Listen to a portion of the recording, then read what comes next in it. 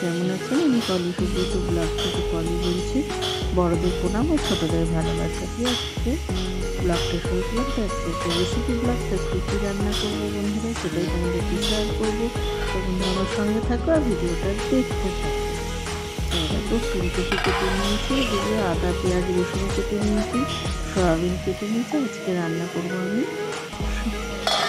ফুলকপি আলু দিয়ে সয়াবিনের তরকারি। তো বন্ধুরা আমার সঙ্গে থাকো আর দেখতে থাকো, আশা করছি তোমাদের ভালো লাগবে। আর এরকম চিকেনও নিয়ে এসছে, চিকেনও রান্না হবে।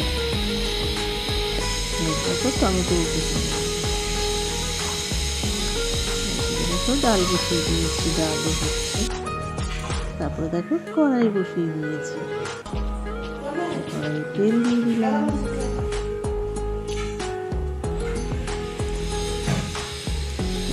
রান্নাটা সর্ষের তেল দিয়েছিলাম।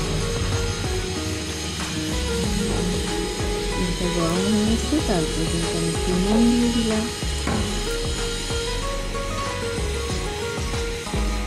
তারপরে আমি ফুলকপিগুলো দিয়ে দিলাম। ফুলকপিগুলো একটু ভেজে নিব।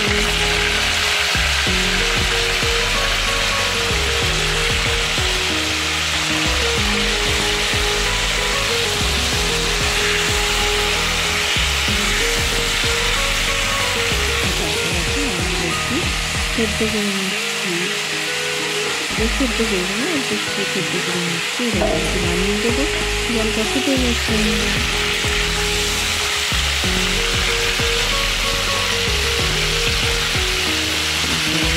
অল্প হলুদ দিয়ে দেবো, হলুদ দিয়ে আমি ফুলকপিটা ভালো করে ভেজে নেবো।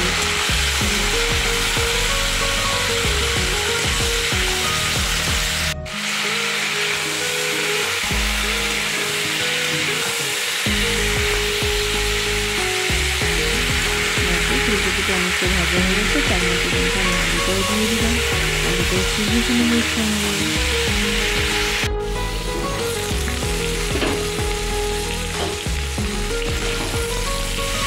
ফুলকপি আলু মোটামুটি ভালোভাবেই ভাজা হয়ে গেছে।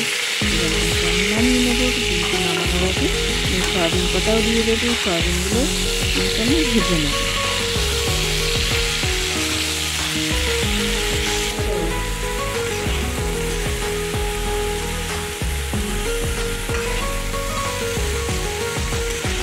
আলু ফুলকপি সয়াবিন কিন্তু আমি ভালো করে ভেজে নিচ্ছি। ভেজে নেওয়ার পর কিন্তু আমি নামিয়ে নেবো। রাখি আমার কিন্তু ভাজা হয়ে গেছে। এবার আমি এগুলো সবজিগুলো নামিয়ে নিই।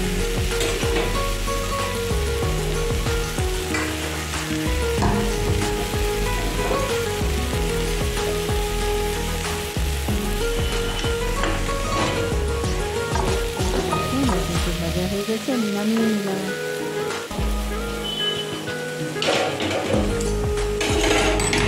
তারপর দেখো আমি কড়াই বসিয়ে দিয়েছি, কড়াই কিন্তু আবার তেল দিয়ে দেবো।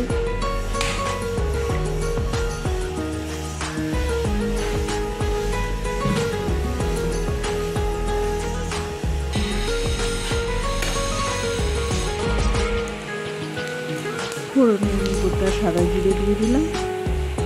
তারপর আমি অল্প চিনি দিয়ে দিলাম। চিনিটা গলার অপেক্ষা।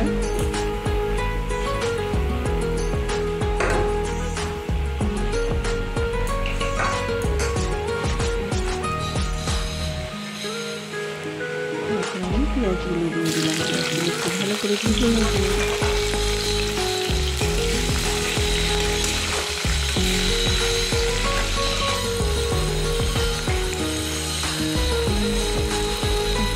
দিলাম তারপরে মজে যায় পেঁয়াজটা, ওর জন্য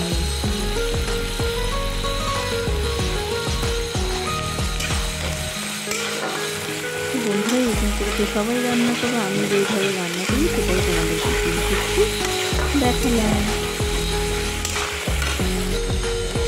দেখুন পেঁয়াজটা ভালো করে ভাজা হয়ে গেছে। এরপর আমি টমেটো পেস্ট করে দিলাম। টমেটো পেস্টটা আমি দিয়ে দিলাম। এগুলো কিন্তু আমি ভালো করে কষিয়ে নেব।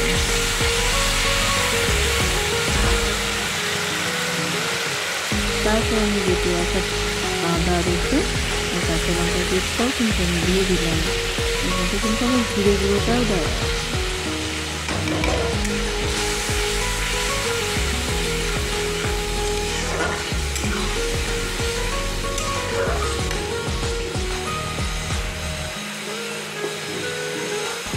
তারপর এবার কিন্তু আমি হলুদ গুঁড়োটা দিয়ে দিলাম।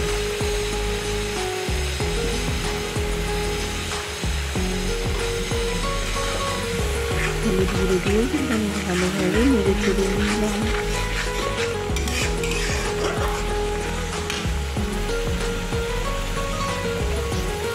আবার অল্প করে জিরে গুঁড়োও দিয়ে দিলাম, অল্প দিলাম, বাটাতে একটু দিয়েছিলাম বলে আবার কিন্তু এখন অল্প করে এবার দিয়ে দিলাম। ভালো করে আমি মশলাটা কষিয়ে নেব। দেখো মশলাটা ভালো করে কষানো হয়ে গেছে।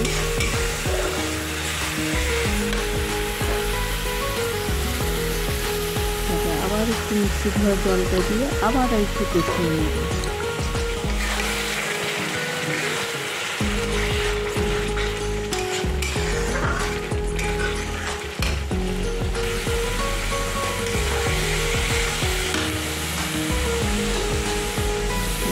ভেজে রাখা ফুলকপি আলু সয়াবিনটা দিয়ে দিলাম। ফুলকপি আলু সয়াবিন মশলাটা আবার ভালো করে কষিয়ে নেব।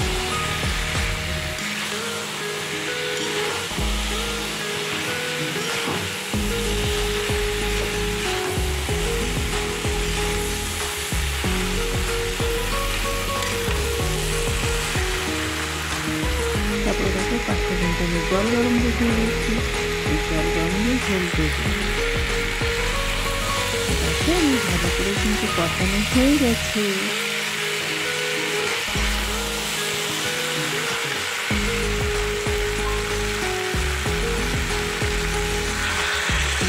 আমি গরম জল দিয়ে দিলাম।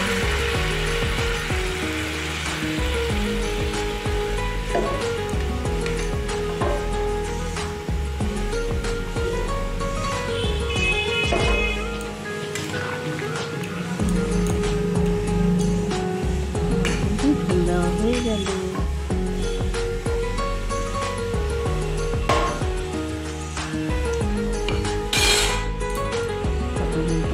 এবার ঢেকে দেব।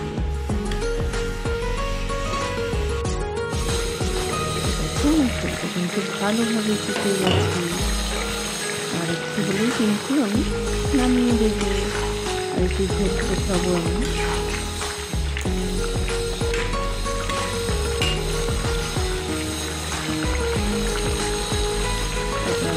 দিয়ে দিলাম গরম মশলা।